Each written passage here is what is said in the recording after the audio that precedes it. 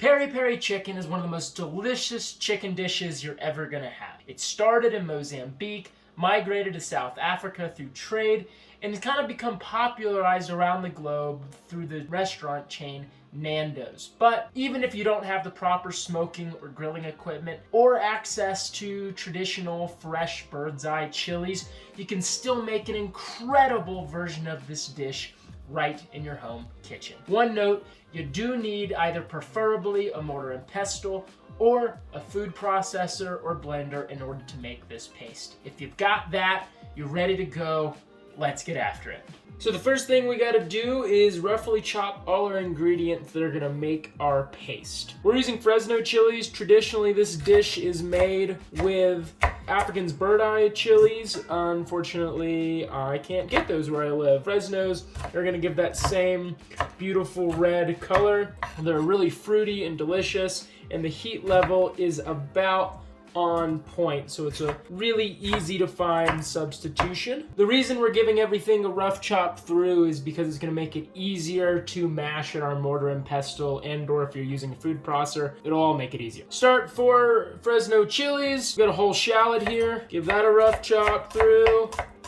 Something like 4 to 6 garlic cloves, depending on their size. And we're going to take all of that and put it into our mortar and pestle. And then for seasonings, gonna do a few twists of fresh cracked pepper, about a teaspoon of smoked paprika, a teaspoon of a really smoky chili powder, or just regular chili powder if that's what you got, small pinch of sugar, teaspoon of coriander, teaspoon of oregano, crunch up 2 bay leaves, just got some fresh thyme here. If you don't have fresh thyme, you can use dried thyme, or you can just leave it out. Teaspoon of kosher salt, and lemon zest. Why are we using a mortar and pestle when it takes so much effort? Well, it just tastes better than a blender. The other thing is that when we add oil at the end, if you're using a blender or a food processor, that oil will emulsify into your sauce, giving it an orange color rather than that really deep, rich red that we're going for. Does it really matter? If all you have is a blender or a food processor, go for it. This is delicious. Don't let the equipment you have keep you from making this recipe. And if you're missing some of the ingredients, that's okay. But if you don't use a mortar and pestle, you'll also miss out on your chance to take out all your anger and frustration from your childhood traumas. Did your dad go out for a pack of smokes when you were 14 and never come back? There's a mortar and pestle for that. Did your boss give you a 10% pay raise, but there's 30% more work to do? There's a mortar and pestle for that. So if you are using a mortar and pestle, time to get pounding. You just pound, and then go around and around and alternate that. Pound and pound, round and around. And I'm not gonna lie to you about the amount of effort this takes. This is gonna take you 10 to 15 minutes of what I'm doing to get the paste consistency that you're looking for, but man, do I promise you, it's going to be worth it.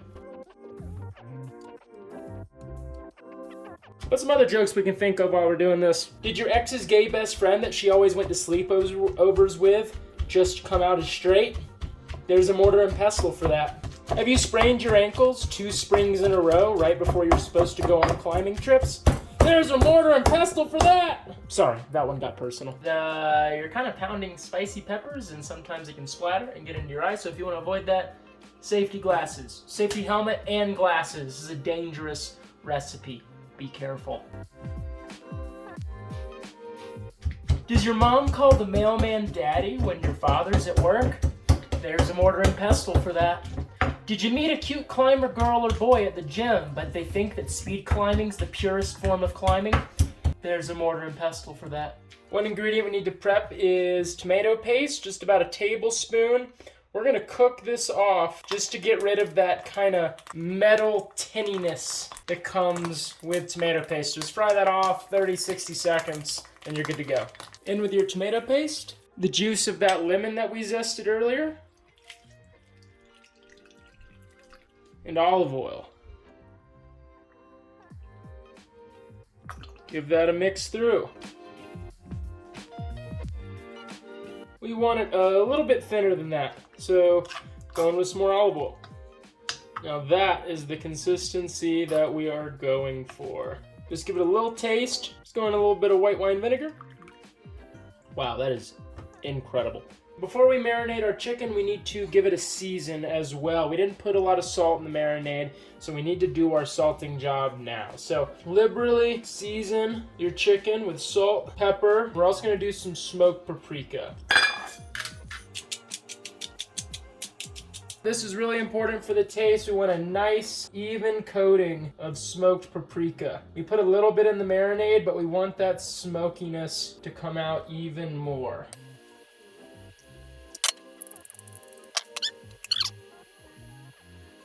Give that all just a nice pat and rub through on your cutting board or plate or whatever you're using. Just pick up all that seasoning or as much of it as you can.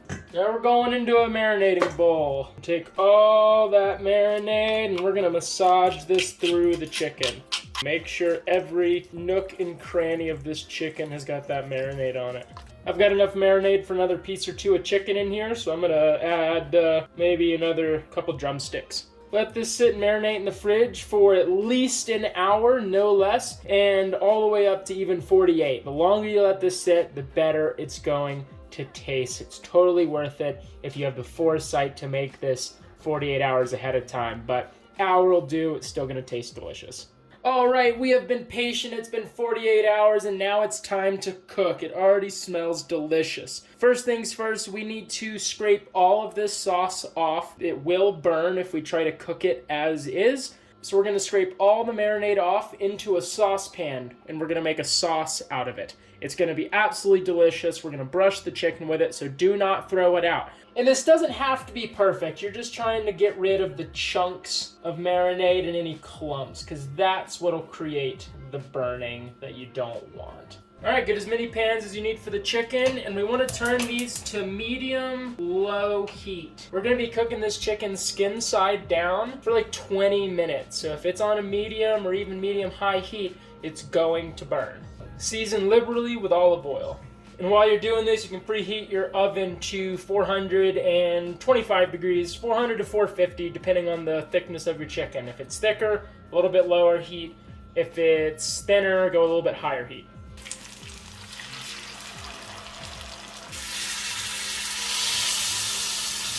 Shit, I'm out of room. All right, third pan engaged. That's what you're going for, a light sizzle. Now we're just gonna cook this skin side down 20 minutes. We're gonna get that skin side very crispy and it's gonna start to darken almost like a barbecue. Once that's done, we're gonna take it, flip them, put it in the oven for 10-15 minutes just to finish it up. Get your pot onto a medium heat. We gotta bring this up to a boil because there's raw chicken bits. We gotta make sure we cook that off and make it safe to eat. And we're gonna go in with lemon juice and butter, maybe a little seasoning to taste. A really good trick for helping those bottoms brown up and crisp up really nicely is to take another heavy pan, coat the bottom in tin foil, and set that on top. And just adjust your heat as needed. If one thing's sizzling too much, turn it down. If it's sizzling a little too little, turn it back up. The heat's gonna change a little bit. Just do what you need to do to keep that at a nice sizzle where it's not gonna burn. All right, we're starting to simmer here, going with lemon juice and butter. Total, that's like half stick, 3/4 stick of butter. We're getting close to the 20-minute mark, and not all the chicken is quite as blackened as I want it, so I just bumped up the heat. Last couple minutes, just gonna crisp it up nicely before we throw it in the oven. Look at that blackening. Everything's going into the oven, and then we're gonna brush this with sauce every 5 minutes. All right, we got our chicken. Comment below if you want the recipe for South African dirty rice. The boys are getting food. You're a dirty rice. You're a dirty rice. Justin, what's the report? Oh, it's great. Lucas, second report on this channel. Terrible. It's not for you. You shouldn't have it. Not for No, you. it's amazing. Knocking out of the park. Fuck yeah. Time after time. Time after time. Justin, which of the three is the best? Peri chicken, the dirty rice, or the Caesar? I'm still trying to decide, but that chicken is on point. Woo. If you cook for your friends, they will come to your house time after time.